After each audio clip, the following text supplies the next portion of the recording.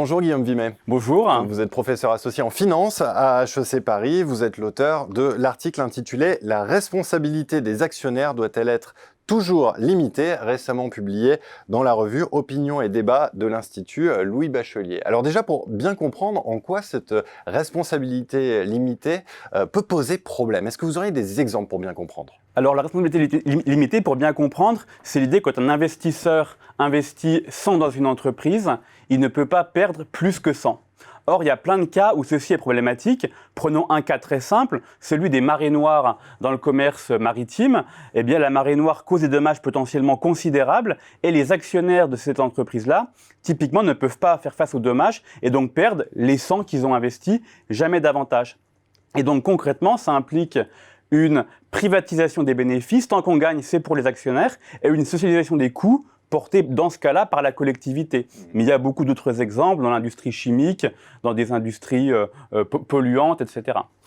Est-ce qu'on peut réellement revenir sur ce principe de responsabilité limitée ? Est-ce qu'il n'est pas devenu intangible quelque part ? Alors c'est très intéressant, c'est un principe qu'on prend aujourd'hui comme acquis, qu'on enseigne dans les écoles de commerce, pour mon cas, comme une caractéristique fondamentale des actions. Or, quand on regarde historiquement, c'est un principe qui est apparu relativement tardivement, dans le courant du 19e et puis jusqu'au début du 20e siècle, mais qui historiquement n'allait pas de soi, et on a connu pendant très longtemps des actionnaires beaucoup plus responsables, avec des responsabilités étendues.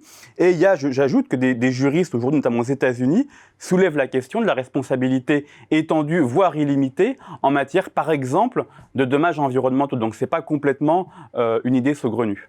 Quelles conséquences est-ce qu'on pourrait imaginer pour les entreprises si on faisait effectivement cette extension de la responsabilité des actionnaires ? Et je pense notamment au risque, pourquoi pas, d'assécher en quelque sorte les ressources financières des entreprises en faisant fuir les investisseurs. Voilà. Alors, il est bien évident que certains projets, certaines activités qui aujourd'hui sont faites, ne seraient plus faites à l'avenir. Et c'est précisément le but de dire qu'il y a des activités qui sont socialement trop coûteuses, même si elles sont de manière privée bénéfiques pour les actionnaires, qui devraient être abandonnées. Mais il me semble illusoire de penser que toute l'économie serait asséchée. On l'a connu, je le disais, par le passé, et il y a énormément de cas où on s'expose à des risques en prenant notre voiture, et pour autant, on la prend quand même. Donc il y a une question de risque et de bénéfices. Et donc je crois que ce qui serait éliminé, c'est uniquement les activités qui sont, à l'heure actuelle, socialement beaucoup trop coûteuses. Ça permettrait de